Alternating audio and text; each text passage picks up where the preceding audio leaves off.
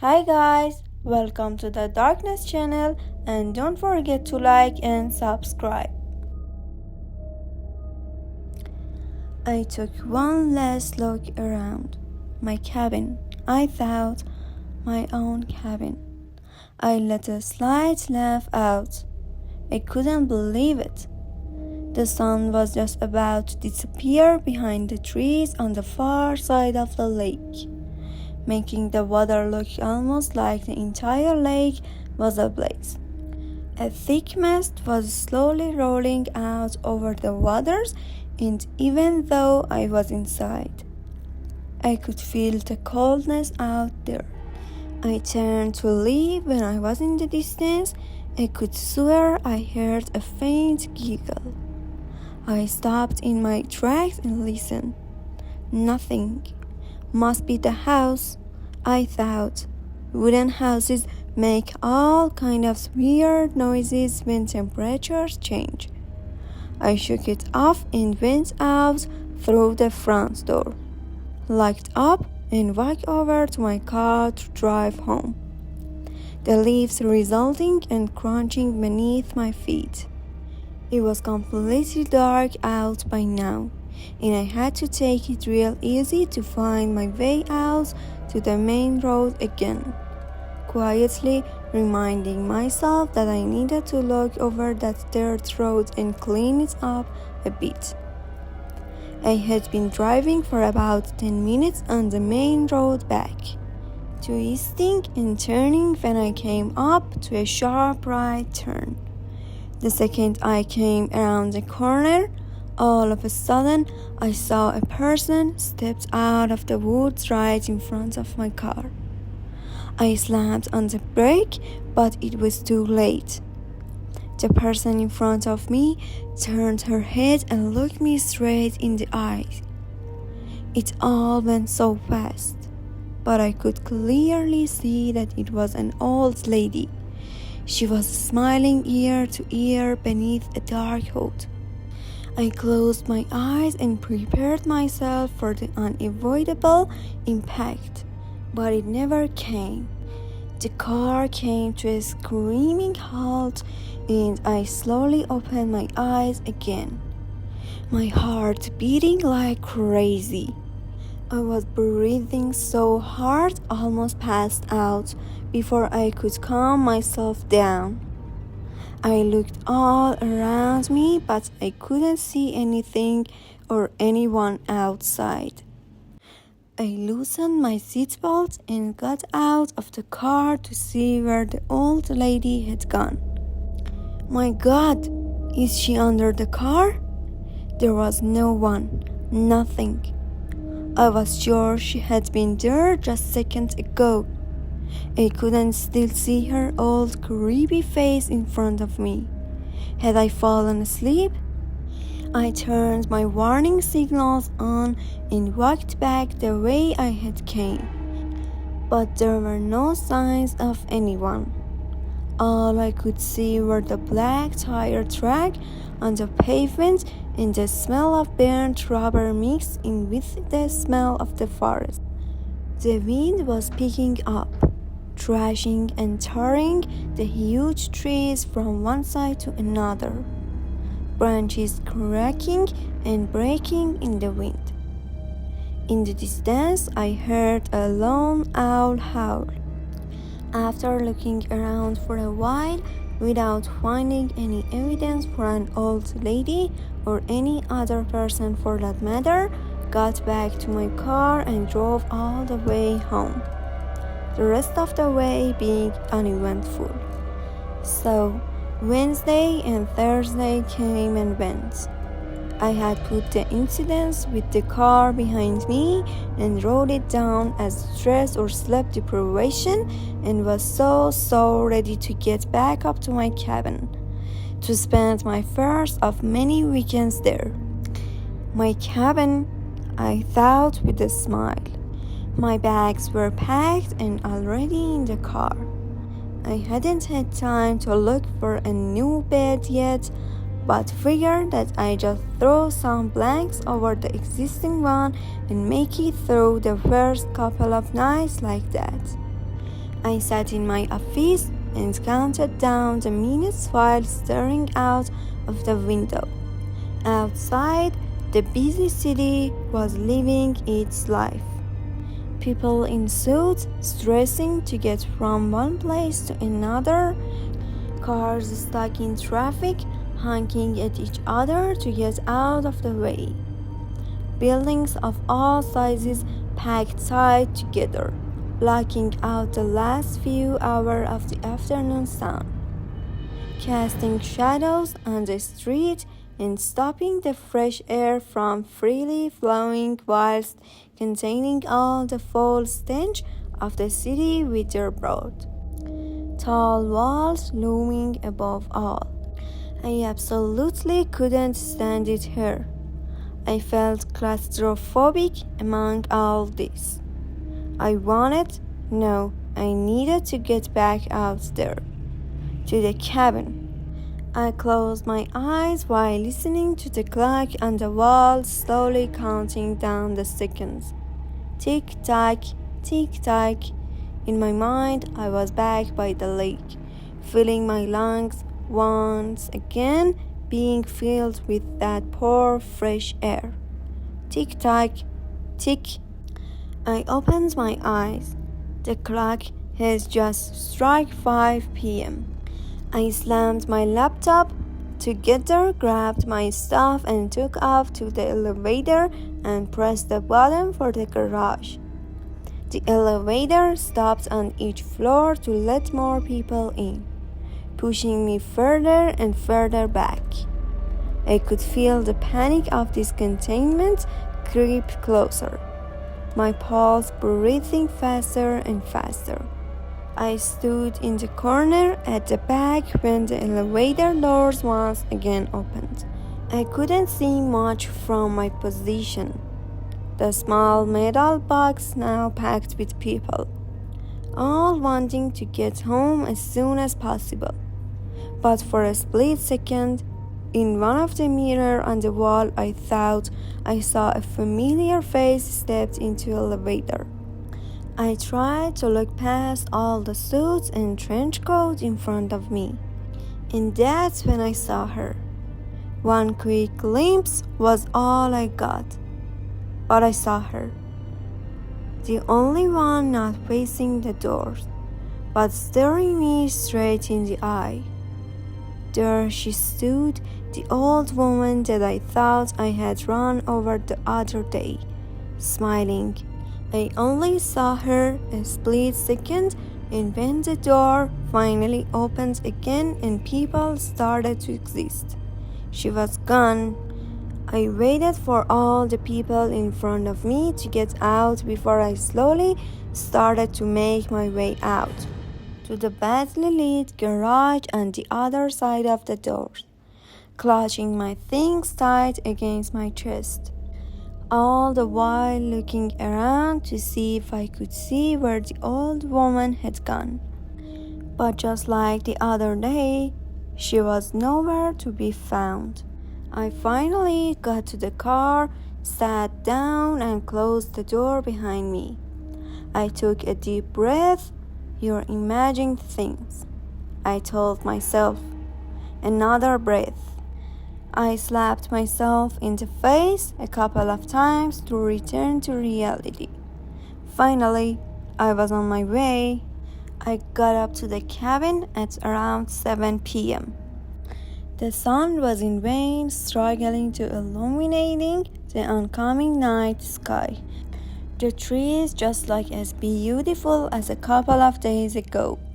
Majestic, beautiful, and huge. I wondered how old they could be, how long had they stood here, dancing in the wind, their roots digger deeper and deeper into the soil for each coming year. I asked myself, what secret do they keep? What have they seen during their time?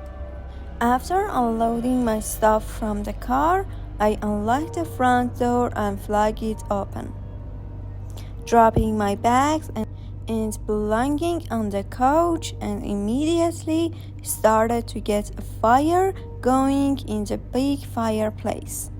The soothing sound of the wood starting to crackle and catch on fire soon filled the small living room, along with the claiming smell of a warm fire. I went out into the kitchen and brought a big mug of strong black coffee. I took the mug into the living room and started to look a bit more closely on the stuff that the previous owner had left behind. There was some real nice things here. An old 50s radio, the one that takes up half the room, a typewriter, and all set up to be used with an old wrinkled paper still stuck into it. Some figurines, random knick-knacks. I started to go over the books on the bookshelves and noticed that they all had the same theme. They were old books, like really old, antiques about spirituality, religions, dark magic, crystals, and stuff like that. I had never been interested in things like that, but I got intrigued. I pulled one of the books out and sat down on the couch, skimming through it while sipping my coffee and listening to the fire, now at full blaze, spreading its warmth around the cabin. I can't understand how people still believe in this stuff, I thought to myself while flipping through the pages. I went to put the book back up on the shelf when I noticed the painting hanging over the fireplace. How had I not noticed this before? It was a big oil painting with a thick hand carved and dark wooden frame. A painting of this very cabin. It looked old, but the cabin in the painting basically looked the same as it did now. The quality was amazing. So much detail. All the small differences in the colors of the wood on the houses. The hundreds, if not thousands of leaves on the trees, each carefully painted. The way the sun broke through the cloud in the sky and reflected on the lake. The lady in the window. Wait, what? Lady? I looked again. There was no one in the window. I had to rub my eyes. I swear I saw someone there just now. I must be getting tired and hungry. I could hear my stomach growl. I hadn't eaten since lunch. I brushed away the unsettling feeling of the painting and went back into the small kitchen. Damn, I was supposed to stop and buy groceries on my way up. I had totally forgotten. I had literally nothing to eat. I better drive into the small town to get some food, I thought while putting my jacket back on. I downed the last of the coffee and placed the mug on the mantel above the fireplace, then stepped out through the front door. Just like last time, I was up here. The wind had now picked up again, and the trees were once again swaying violently from one side to the other, desperately trying to hold on to the last of the yellow-reddish leaves as they were being ripped from their branches in the wild gusts, like a mother trying to hold on to her child in panic. I got out my car and started to drive away when I took a quick look in my rear view mirror and saw the exact spot that the painter must have stood while creating the painting above the fireplace. Oh my God, I swear I could see someone standing in the living room, if only for a split second. I stopped the car and turned around to get a better look. There was no one. My mind is playing tricks on me. I really need to eat, I thought, and kept on driving. I got into the town and parked my car and started to walk around. It really was a small place. One main street and a couple of smaller ones intersecting with mostly homes of different sizes. The place seems deserted at this time. Yellow tinted lights above the street rocked back and forth in the wind. It had started to rain. I couldn't see a living soul anywhere, but I felt like I had eyes on me from behind every curtain of every dark window I walked by. I wrapped my jacket closer and tried my best to avoid the cold rain as finally I found a small grocery store with the lights on and went inside. The store mirrored the rest of the town. It was like taking a step back in time as I went inside. It looked like a grocery store from the 50s, big bags of wheat, potatoes, and seeds of some sort on the floor with hand-painted sign. Cans of all kinds of soups and preserved fruit and vegetables on the wooden shelves. The place was lit only by a dimmed light hidden somewhere above the rows of shelves that took up most of the place of the small shops. A radio was playing quietly in the distance, and you could hear the rain gaining in intensity as it poured down on the windows. There wasn't much to choose from, so I got some basic and went to the registry to pay.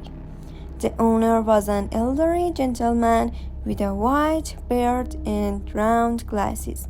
He reminded me of Santa, I remember thinking. He looked up at me from his chair where he sat, reading a paper with a suspicious look. "You're not from around here, are you?" he said while staring at me right in the eye.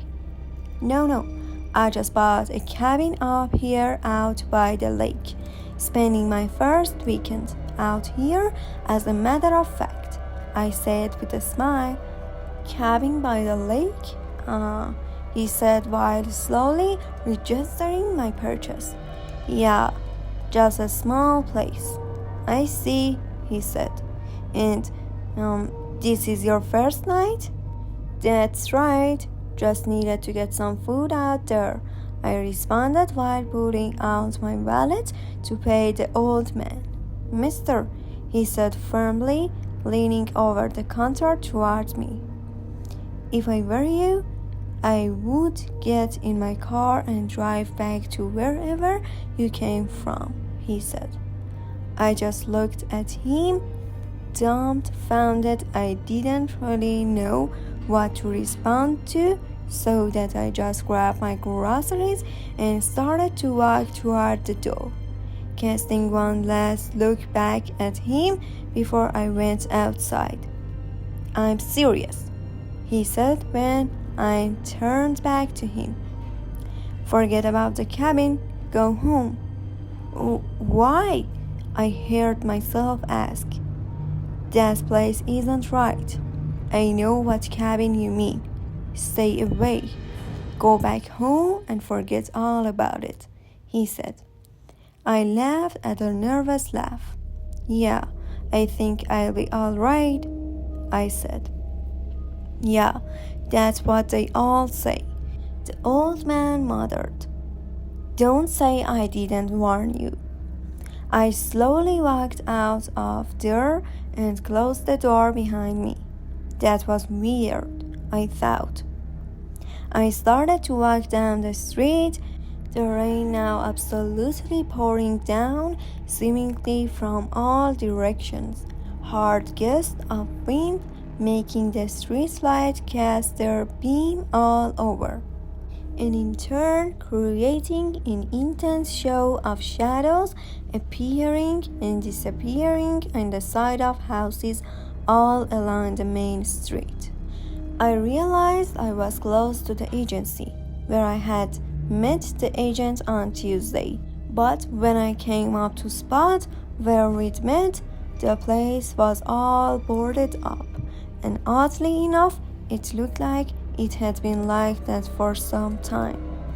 The wood and the boards looked old and weathered, rusty nails protruding from the sides, like it had been nailed to the wall for ages. There was no sign of having had any business for years, let alone 3 days before. I tried to peek inside between the motley smelling boards, but couldn't see much. It seems completely empty and abandoned. Thanks for staying till the end. Please subscribe to more stories.